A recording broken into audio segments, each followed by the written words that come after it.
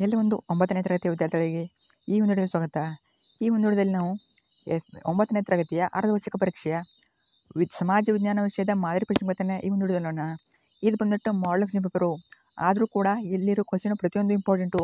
ಯಾಕಂದರೆ ಇಲ್ಲಿ ಯಾವ ಪ್ಯಾಟರ್ನ್ ಮೇಲೆ ಕ್ವಶನ್ ಕೇಳಿದ್ದಾರೆ, ಸೊ ಅದೇ ಬಂದ್ಬಿಟ್ಟು ನಾಳೆ ನಿಮಗೆ ಎಕ್ಸಾಮ್ನಲ್ಲಿ ಅದೇ ಪ್ಯಾಟರ್ನ್ ಮೇಲೆ ಕ್ವಶನ್ ಆದರೆ ಕೇಳ್ತಾರೆ. ಸೊ ಆದ್ದರಿಂದ ವಿಡಿಯೋನ ಸ್ಟಾರ್ಟಿಂದ ಎಂಡ್ ನೋಡಿ. ಪ್ರತಿಯೊಂದು ಕ್ವಶನ್ ಇಂಪಾರ್ಟೆಂಟು. ಕೆಲವೊಂದಿಷ್ಟು ಕ್ವಶನ್ನು ರಿಪೀಟ್ ಆಗೋ ಚಾನ್ಸಸ್ ಆದರೆ ತುಂಬ ಇದೆ. ಸೊ ಕೊನೆಯವರೆಗೆ ನೋಡಿ, ತಪ್ಪದೆ ಕೊನೆಯವರೆಗೆ ನೋಡಿ. ಮತ್ತು ಈ ಒಂದು ಪ್ರಶ್ನೆ ಪತ್ರಿಕೆ ಜೊತೆಗೆ ಇನ್ನೊಂದು ಪರ್ಸೆಂಟ್ ಏನಂದರೆ ವಿತ್ ಆನ್ಸರ್ ಕೊಡ್ತಾ ಇದ್ದೀನಿ. ಸೊ ಎಲ್ಲ ಪ್ರತಿಯೊಂದು ಪ್ರಶ್ನೆ ಆನ್ಸರ್ ಕೊಡ್ತಾ ಇದ್ದೀನಿ. ಸೊ ಆದ್ದರಿಂದ ವಿಡಿಯೋನ ಸ್ಟಾರ್ಟಿಂದ ಎಂಡ್ ನೋಡಿ. ಆನ್ಸರ್ ಬಂದ್ಬಿಟ್ಟು ವಿಡಿಯೋ ಕೊನೆಗೆ ಕೊಡ್ತೀನಿ.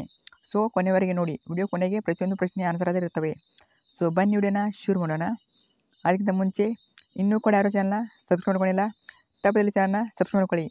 ಯಾಕೆ ಚಾನಲ್ನ ಸಬ್ಸ್ಕ್ರೈಬ್ ಬೇಕಂದರೆ ಇದೇ ರೀತಿ ನಾನು ಸಮಾಜ ವಿಜ್ಞಾನ ಆದಮೇಲೆ ನಿಮಗೆ ಆ್ಯನ್ಯುವಲ್ ಎಕ್ಸಾಮಿನೇಷನ್ಗೆ ಸೊ ಇಂಪಾರ್ಟೆಂಟ್ ಕ್ವೆಶ್ಚನ್ನು ಪಿಕ್ಸ್ ಬೇಕಂದರೆ ತಪ್ಪದೆ ಚಾನಲ್ನ ಸಬ್ಸ್ಕ್ರೈಬ್ ಮಾಡ್ಕೊಳ್ಳಿ. ಅದ್ರ ಜೊತೆ ಕೂಡ ಲೈಕ್ ಮಾಡಿ ಮತ್ತು ನಿಮ್ಮ ಫ್ರೆಂಡ್ಸ್ ಕೂಡ ಶೇರ್ ಮಾಡಿ. ಸೊ ತಪ್ಪದೆ ಶೇರ್ ಮಾಡಿ. ಸೊ ಬನ್ನಿ ವಿಡಿಯೋನ ಶುರು ಮಾಡೋಣ.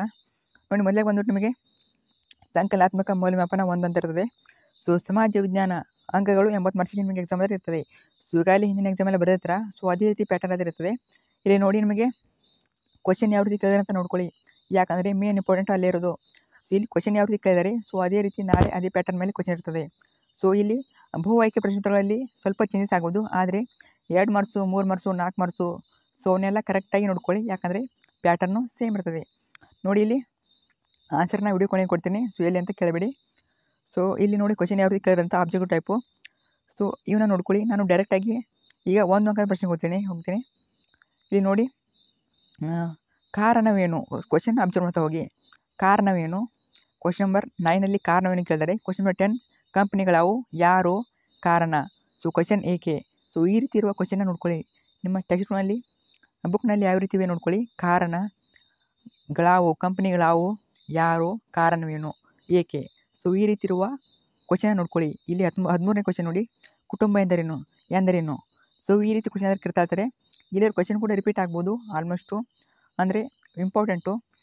ಆದ್ದರಿಂದ ಇಲ್ಲಿ ಯಾವ ಪ್ಯಾಟರ್ನ್ ಮೇಲೆ ಕೇಳಿದರೆ ಚೆನ್ನಾಗಿ ನೋಡ್ಕೊಳ್ಳಿ. ಇನ್ನು 2 ಅಂಕಗಳ ಪ್ರಶ್ನೆಗಳು ನೋಡೋಣ. ಟೋಟಲಾಗಿ 8 ಇರ್ತವೆ. ಟೋಟಲಾಗಿ 16 ಮಾರ್ಕ್ಸು. ಸೊ 1 ಅಂಕ ಪ್ರಶ್ನೆಗಳು 8 ಇರ್ತವೆ. ಟೋಟಲಾಗಿ 8 ಮಾರ್ಕ್ಸು. ಮಲ್ಟಿಪಲ್ ಕೂಡ 8. ಇನ್ನು 2 ಅಂಕಗಳ ಪ್ರಶ್ನೆ 8 ಇರ್ತವೆ. ಟೋಟಲಾಗಿ 16 ಮಾರ್ಕ್ಸು. ಇಲ್ಲಿ ಕ್ವಶನ್ ಯಾವ ರೀತಿ ಕೇಳಿದ್ದಾರೆ ನೋಡಿ. ಕ್ವಶನ್ ನಂಬರ್ 17 ಕ್ರೈಸ್ತ ಧರ್ಮವು ಹೇಗೆ ಪ್ರಸಾರವಾಯಿತು. ಸೊ 18ನೇದು ಮೊದಲನೆಯ ಪಾನಿಪತ್ ಕದನದ ಪರಿಣಾಮ ಏನು. ಸೊ ಪರಿಣಾಮವನ್ನು ಕೇಳ್ಬೋದು ಈ ರೀತಿ ನೋಡಿ. ಅಥವಾ ಕ್ವಶನ್ ಕೊಟ್ಟಿದ್ದಾರೆ ನಿಮಗೆ ಈಸಿ ಆಗಲಿ ಅಂತ ಅಥವಾ ಕ್ವಶನ್ ಕೂಡ ಕೊಟ್ಟಿರ್ತಾರೆ. ಸೊ ನಿಮಗೆ ಅದರಲ್ಲಿ ಯಾವ್ದು ಈಸಿ ಅನಿಸುತ್ತೆ ಅದನ್ನು ಬರಿಬೋದು. ಸೊ ಅಥವಾ ಕ್ವಶನ್ ನೋಡ್ಕೊಳ್ಳಿ. ಇನ್ನು ನೆಕ್ಸ್ಟು ಇನ್ನು 3 ಅಂಕದ 9 ಪ್ರಶ್ನೆ ಕೇಳಿದರೆ. ಟೋಟಲಾಗಿ 27 ಮಾರ್ಕ್ಸು. ಸೊ ನೋಡ್ಕೊಳ್ಳಿ ಯಾವ ರೀತಿ ಕ್ವಶನ್ ಕೇಳಿದ್ದಾರೆ. 26ನೇ ಕ್ವಶನ್ ನೋಡಿ, ಮಧ್ವಾಚಾರ್ಯರು ಪ್ರತಿಪಾದಿಸಿದ ತತ್ವಗಳನ್ನು ತಿಳಿಸಿರಿ. ನೋಡಿ, ನಾನು ಎಲ್ಲ ಪ್ರಶ್ನೆ ಓದ್ತಾ ಕೊಡ್ತಾ ಇಲ್ಲ. ಯಾಕಂದರೆ ವಿಡಿಯೋ ಜಾಸ್ತಿ ಎಲ್ಲ ಲೆಂತ್ ಆಗುತ್ತೆ. ಸೊ ವಿಡಿಯೋ ಲೆಂತ್ ಆಗಬಾರ್ದು ಅಂದರೆ ಆದ್ದರಿಂದ ಕೆಲವೊಂದು ಕ್ವಶನ್ ಮಾತ್ರ ಹೇಳ್ತೀನಿ. ನೋಡ್ಕೊಳ್ಳಿ, ಇಲ್ಲಿ ಮಧ್ವಾಚಾರ್ಯರು ಪ್ರತಿಪಾದಿಸಿದ ತತ್ವಗಳನ್ನ ಹೆಸರಿಸಿ. ಸೊ ತತ್ವಗಳನ್ನು ಕೇಳ್ಬೋದು. ಸೊ ಇಂಪಾರ್ಟೆಂಟು ನೋಡ್ಕೊಳ್ಳಿ. ಯಾರ್ಯಾರ ತತ್ವಗಳು ನೋಡ್ಕೋಬೇಕು. ಸೊ ಪುಸ್ತಕದಲ್ಲಿ ಯಾರ್ಯಾರ ತತ್ವಗಳಿವೆ ಅವನ್ನೆಲ್ಲ ನೋಡ್ಕೊಳ್ಳಿ. ನೀವು ನೆಕ್ಸ್ಟು ಕುಟುಂಬದ ಲಕ್ಷಣಗಳನ್ನ ಕೇಳ್ತಾರೆ. ಲಕ್ಷಣಗಳಾಗಿರ್ಬೋದು, ವೈಶಿಷ್ಟ್ಯಗಳು, ಈ ರೀತಿಯಾದ ಕ್ವಶನ್ ನೋಡ್ಕೊಳ್ಳಿ. ಕೊಡುಗೆಗಳು. ಸೊ ಈ ರೀತಿ ಕ್ವಶನ್ ನೋಡ್ಕೊಂಡ್ರೆ ನಿಮಗೆ ಖಂಡಿತ ಆರಾಮಾಗಿ ಪಾಸು ಆಗ್ತೀರಿ ಮತ್ತು ಸ್ಕೋರ್ ಆಗ್ತದೆ. ಇನ್ನು ನೆಕ್ಸ್ಟ್ ನೋಡ್ತಾ ಹೋಗೋಣ. ಇನ್ನು 4 ಅಂಕ 4 ಪ್ರಶ್ನೆ ಕೇಳಿದರೆ. ಟೋಟಲಾಗಿ 16 ಮಾರ್ಕ್ಸು. ಸೊ ಇಲ್ಲಿ ಕ್ವಶನ್ ನೋಡಿ, ಕ್ವಶನ್ ನಂಬರ್ 36 ನೋಡಿ, ಭಾರತ ಸಂವಿಧಾನ ಲಕ್ಷಣಗಳು ಬರೆಯಿರಿ. ಸೊ ವೆರಿ ಇಂಪಾರ್ಟೆಂಟ್ ಕ್ವಶನು, ಚೆನ್ನಾಗಿ ನೋಡ್ಕೊಳ್ಳಿ. ಸೊ ಎಲ್ಲ ಕೂಡ ಇಂಪಾರ್ಟೆಂಟೇ. ಸೊ ಇಲ್ಲಿ ಯಾವ ರೀತಿ ಕ್ವಶನ್ ಕೇಳಿದರೆ, ಏಕೆ, ಹೇಗೆ, ಬರೆಯಿರಿ, ಸಮರ್ಥಿಸಿರಿ. ಸೊ ಈ ಟೆಕ್ಸ್ಟ್ ಬುಕ್ನಲ್ಲಿ ಯಾವ ರೀತಿ ನೋಡ್ಕೊಳ್ಳಿ. ಸೊ ನೆಕ್ಸ್ಟು ನಿಮಗೆ ಕರ್ನಾಟಕದ ನಕ್ಷೆ ಕೊಟ್ಟಿರ್ತಾರೆ. ಸೊ ಕರ್ನಾಟಕ ನಕ್ಷೆ ತೆಗೆದುಬಿಟ್ಟು 4 ಸ್ಥಳಗಳನ್ನು ಗುರುತಿಸಬೇಕು. ಕರ್ನಾಟಕ ನಕ್ಷೆಗೆ 1 ಮಾರ್ಕ್ಸ್ ಇರ್ತದೆ. ಇನ್ನು ಸ್ಥಳಗಳಿಗೆ 4 ಮಾರ್ಕ್ಸು. ಸೊ ಕರ್ನಾಟಕ ನಕ್ಷೆನ ಬಿಡಿಸಿ ಅದಕ್ಕೆ 4 ಸ್ಥಳಗಳನ್ನು ಗುರುತಿಸಬೇಕು. ಸೊ ಇಲ್ಲಿರೋ ಪ್ರತಿಯೊಂದು ಸ್ಥಳಗಳು ಇಂಪಾರ್ಟೆಂಟು. ಇವನು ಕೂಡ ನೋಡ್ಕೊಳ್ಳಿ. ಒಂದಾದರೂ ಬರೋ ಸಾಧ್ಯತೆ ಆದರೆ ತುಂಬ ಇದೆ. ಸೊ ಇದ್ರ ಜೊತೆಗೆ ನಾನು ಇನ್ನೊಂದು ಮಾಡಲ್ ಪೇಪರ್ ಅಪ್ಲೋಡ್ ಮಾಡಿರ್ತೀನಿ, 2 ಅಥವಾ 3. ಸೊ ಅವನ್ನ ನೋಡ್ಕೊಂಡ್ರೆ ಸಾಕು, ನಿಮಗೆ ಆರಾಮಾಗಿ ನಿಮಗೆ ನಕ್ಷೆನ ಬಿಡಿಸ್ಬೋದು. ಮತ್ತು ಎಲ್ಲ ಕೂಡ ಇಂಪಾರ್ಟೆಂಟ್ ಕ್ವಶನೇ ಈಗಲೇ ಅಪ್ಲೋಡ್ ಮಾಡಿರ್ತೀನಿ, ಚಾನಲ್ ಇರ್ತವೆ, ಹೋಗಿ ಚೆಕ್ ಮಾಡಿ. ಸೊ ತುಂಬ ಈಸಿ ಇವೆ. ಸೊ ಚೆನ್ನಾಗಿ ನೋಡ್ಕೊಳ್ಳಿ. ಆಲ್ ವೆಬ್ಸೈಟಲ್ಲೂ ಕೂಡ ಈ ಒಂದು ಪ್ರಶ್ನೆ ಪತ್ರಿಕೆಯ ಆನ್ಸರ್ ಶೀಟ್ನ ಈಗ ನೋಡ್ತಾ ಹೋಗೋಣ. ಸೊ ಮಾದರಿ ಉತ್ತರಗಳು, ಪ್ರತಿಯೊಂದು ಪ್ರಶ್ನೆಯ ಉತ್ತರಗಳಿವೆ. ನೀವು ಸ್ಕ್ರೀನ್ಶಾಟ್ ತೊಗೊಂಡು ನೋಡ್ಕೊಳ್ಳಿ ಅಥವಾ ಹಾಗೆ ನೋಡ್ಕೊಳ್ಳಿ. ಸೊ ಪ್ರತಿಯೊಂದು ಪ್ರಶ್ನೆಯ ಉತ್ತರವಿವೆ. ಸೊ ನಾನು ಸ್ಕಾಲ್ ಮಾಡ್ತಾ ಇರ್ತೀನಿ, ನೀವು ನೋಡ್ಕೊಳ್ಳಿ. ನೋಡಿ, ಪ್ರತಿಯೊಂದು ಪ್ರಶ್ನೆಯ ಉತ್ತರಗಳು. ಸೊ ಇಂಥ ಒಂದು ಅಪಾರ್ಚುನಿಟಿ ಎಲ್ಲೂ ಸಿಗೋದಿರೋದಿಲ್ಲ.